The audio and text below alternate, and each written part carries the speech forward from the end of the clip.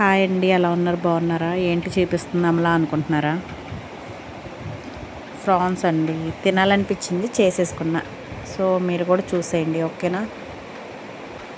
ఏమేం కావాలో ఫ్రాన్స్ తీసుకున్నాను. తర్వాత మైదా, కార్న్ఫ్లోరు, ఒక ఎగ్గు, పెప్పర్ పౌడర్, సాల్ట్, అలాగే ఆనియన్స్, చిన్నులపాయలు, సో టమాటా సాస్ అన్నమాట.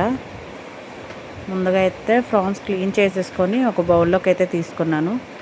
తర్వాత వచ్చేపటికి 2 స్పూన్స్ కార్న్ఫ్లోర్ తీసుకున్నాను.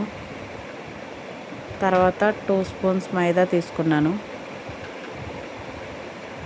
తర్వాత ఎగ్ మనం ఏదైతే అంటే ఒకటే వేయాలన్నమాట ఎగ్. అది బాగా మిక్స్ చేసి వేయాలి. తర్వాత పెప్పర్ పౌడర్ వేసుకోవాలి, అలాగే సాల్ట్ మనం ఎంత తినాలనుకుంటామో అలాగే వేసుకోవాలి. వేసుకున్న తర్వాత బాగా కలిపేసేయాలన్నమాట. సో ప్రాన్స్కి ఏంటంటే ఆ రొయ్యకి బాగా మనం ఏదైతే వేసామో అవన్నీ బాగా పట్టాలన్నమాట. ఒక 10 నిమిషాలు మనం ఫ్రిడ్జ్లో పెట్టుకుంటే సరిపోతుంది.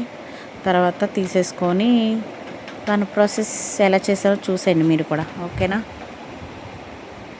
వేసేసి ఉంటుంది. నువ్వు ప్రేమను చూపించపోయినా పర్లేదు కానీ బాధ పెట్టుకో. ఎందుకంటే ఆల్రెడీ దేవుడు తనకి అన్యాయం చేశాడు. కొత్తగా నువ్వు చేయకు.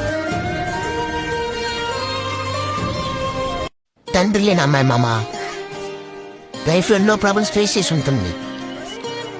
నువ్వు ప్రేమను చూపించపోయినా పర్లేదు కానీ బాధ పెట్టుకో. ఎందుకంటే ఆల్రెడీ దేవుడు తనకి అన్యాయం చేశాడు. కొత్తగా నువ్వు చేయకు. తండ్రి లేని అమ్మాయి మామ లైఫ్ ఎన్నో ప్రాబ్లమ్స్ ఫేస్ చేసి ఉంటుంది. నువ్వు ప్రేమను చూపించపోయినా పర్లేదు కానీ బాధ పెట్టుకో. ఎందుకంటే ఆల్రెడీ దేవుడు తనకి అన్యాయం చేశాడు. కొత్తగా నువ్వు చేయకు. తండ్రి లేని అమ్మాయి మామ లైఫ్ ఎన్నో ప్రాబ్లమ్స్ ఫేస్ చేసి ఉంటుంది. నువ్వు ప్రేమను చూపించపోయినా పర్లేదు కానీ బాధ పెట్టుకో. ఎందుకంటే ఆల్రెడీ దేవుడు తనకి అన్యాయం చేశాడు. కొత్తగా నువ్వు చేయకు. తండ్రి లేని అమ్మాయి మామ లైఫ్ ఎన్నో ప్రాబ్లమ్స్ ఫేస్ చేసి ఉంటుంది. నువ్వు ప్రేమను చూపించపోయినా పర్లేదు కానీ బాధ పెట్టుకో.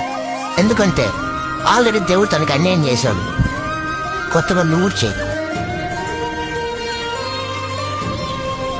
తండ్రి లేని అమ్మాయి మామ లైఫ్ ఎన్నో ప్రాబ్లమ్స్ ఫేస్ చేసి ఉంటుంది. నువ్వు ప్రేమను చూపించపోయినా పర్లేదు కానీ బాధ పెట్టుకో. ఎందుకంటే ఆల్రెడీ దేవుడు తనకి అన్యాయం చేశాడు. కొత్తగా నువ్వు చేయకు.